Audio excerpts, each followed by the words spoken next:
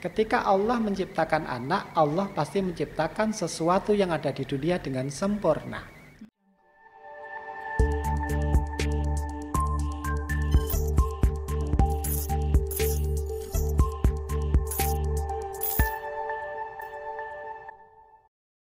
Assalamualaikum warahmatullahi wabarakatuh.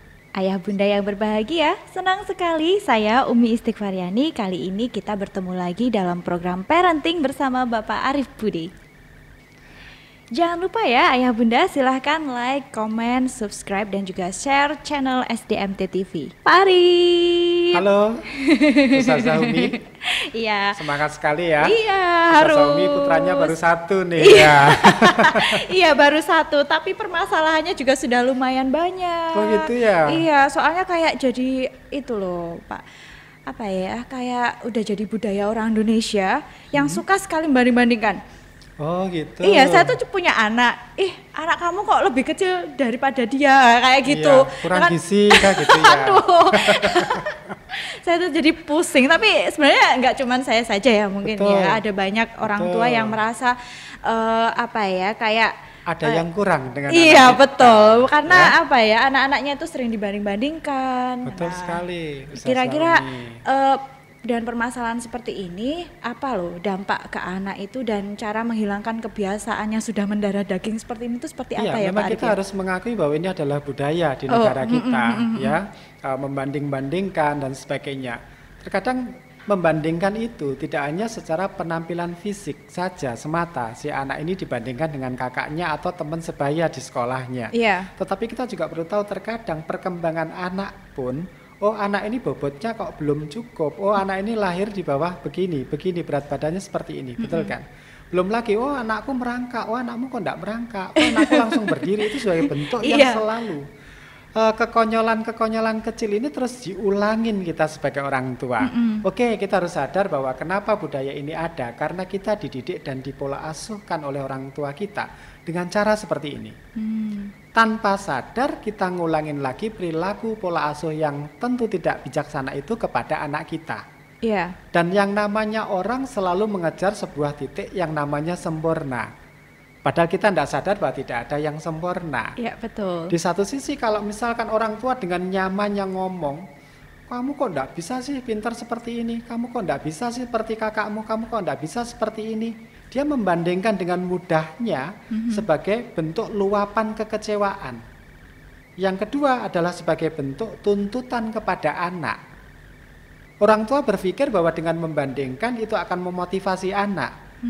Ternyata itu justru mendemotivasi anak, membuat anak tambah down pada anak-anak tertentu. Nah, yang kita khawatirkan kalau kita tahu mamanya orang tua dengan mudah membandingkan anaknya dengan yang lain.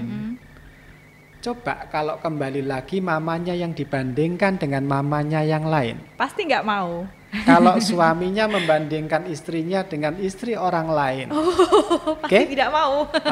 Iya. Itu yang harus kita pahamin dulu dong, kita muhasabah. Allah saja murka jika dibandingkan. Iya, betul. Betul kan? Iya. Nah, ini yang harus kita mulai belajar. Nah, pada proses atau perilaku yang sering membandingkan anak dengan sesuatu, tentu yang kita khawatirkan dia akan menjadi anak yang mengalami ketidaksehatan mental. Ketidaksehatan mental ini dia akan mencari selamat dengan mencoba mengkambing hitamkan temannya, adiknya, atau justru menjadi seorang pribadi supaya tidak dibandingkan itu, dia mencoba mencari kesalahan orang lain. Oh itu lo ngono lo, aku lo ora lo ma. Kan gitu yang terjadi.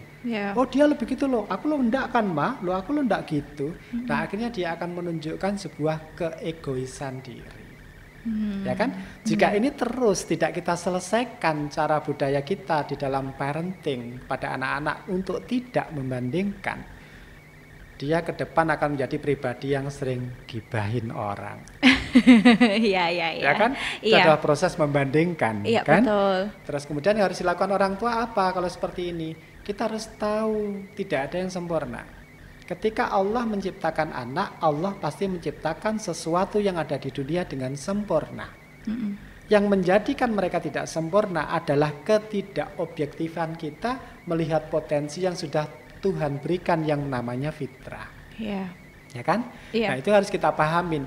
Jadi kalau pengen anaknya pinter matematika, tapi di satu sisi anaknya pinter ngomong seperti kita, tentu matematika tidak akan teliti karena dia berpikir menggunakan lebih banyak ke verbalnya, bukan ke kognitifnya. Tetapi pada anak-anak yang mereka suka matematika, mereka juga akan mengalami kesulitan untuk berbicara seperti kita berdua. Iya. Nah itu yang terjadi. Jadi artinya berfokuslah pada apa yang menjadi titik kelebihan anak dan kuranginlah biaskan pandanganmu ketika melihat kekurangan mereka. Berarti lebih cenderung ke apa ya, kalau bahasa Jawanya itu ngempet gitu ya, terus sama lebih ke tahu diri. Oke, ngempet itu kan ngempet untuk nggak ngomong kekurangan orang lain gitu loh. Iya, betul. Iya. Ngempet, menahan diri ya. Iya, betul. Menahan diri terus kemudian berfokus pada kelebihannya. Iya. Jadi kalau kita lihat wajah orang, kita pasti akan cari kurangnya apa. Betul. Itu yang terjadi seperti itu. Akhirnya apa? Body shaming muncul. Iya. Suwi enggak ketemu, kok tambah gendut sih. Nah kan gitu ya. Pasti itu. Nah itu kita melakukan body shaming dan itu membuat anak enggak nyaman. Tanpa sadar kita membandingkan mereka. Kita harus mulai sadar, hentikan itu. Karena itu akan membuat anak mengalami ketidaksehatan mental. Dan untuk menyehatkan mentalnya itu juga nggak mudah. Oke, jadi orang tua harus belajar untuk menerima anak, bahwa anak yang sudah dikaruniakan Allah itu kalau tidak nurun orang tua ayahnya pasti akan nurun ibunya. Nah pada anak yang lahir itu mereka akan mendapatkan yang namanya warisan genetik. Jadi sebenarnya ketika mereka membandingkan anaknya tanpa disadarin mereka sedang tidak mensyukurin kekurangannya. Dan anak menjadi korban pelampiasan tuntutan masa lalunya. Dan itu nanti bisa berulang lagi ketika anak itu sudah dewasa. Tanpa sadar dia akan mengulangin lagi kepada cucu kita. Berulang lagi kepada cucu kita. Jadi budaya. Jadi budaya yang lebih besar lagi. Wah. Seperti itu yang terjadi. Iya. Memang unik jadi orang tua. Iya. Karena kita dididik pada masa lalu. Tapi tolong hentikan. Zaman sekarang sudah berbeda. Ketika kita melihat anak yang tidak dibandingkan oleh orang tuanya, mereka akan lebih sehat secara mental dan secara akademik lebih bagus. Karena apa? Mereka tahu bahwa orang tua akan menerima mereka apa adanya. Itu yang poin penting. Iya, saya setuju sekali kalau itu ya. Iya, nanti untuk persiapan nih kalau nanti Ustazah Umi punya anak yang kedua. Amin. Terima kasih Pak Ari. Iya, sami-sami. Iya. Ya. Banyak sekali ya ayah bunda permasalahannya. Yang penting lebih ke menerima kekurangan dan kelebihan anak itu dan menerima diri sendiri kalau menurut saya loh ya. Itu kemampuan seseorang untuk bersyukur. Iya, betul. Proses bersyukur itu perlu belajar. Ya, nggak mudah memang. Nggak mudah, apalagi gibahan orang kan terusan ada ya. Iya, dan orang itu cenderung kalau orang ngomongin sesuatu, kita itu akan mengikuti apa yang orang itu omongkan. Oke, jika ada 3 orang yang ngomong yang sama. Iya. Betul sekali. Kalau cuma satu kadang bodoh amat. Iya. Gitu. Iya. Terima kasih. Arisan perlu bahaya juga ya. Iya. Harus kita kurangi. Terima kasih sekali Pak Ari. Sami-sami, Ustazah Umi. Thank you. Itu tadi ya bunda ya untuk permasalahan yang sudah jadi budaya Indonesia, yaitu suka membanding-bandingkan anaknya, dampaknya sangat damage sekali itu. Dan cara menghilangkan kebiasaan orang tua tadi juga sudah dijelaskan oleh Pak Arif. Semoga bisa membantu ayah bunda di rumah ya. Seperti biasa, silahkan yang ingin bertanya sekitar parenting, silahkan komen video ini. Nah, sekian dari kami dan wassalamualaikum warahmatullahi wabarakatuh. Waalaikumsalam warahmatullahi wabarakatuh.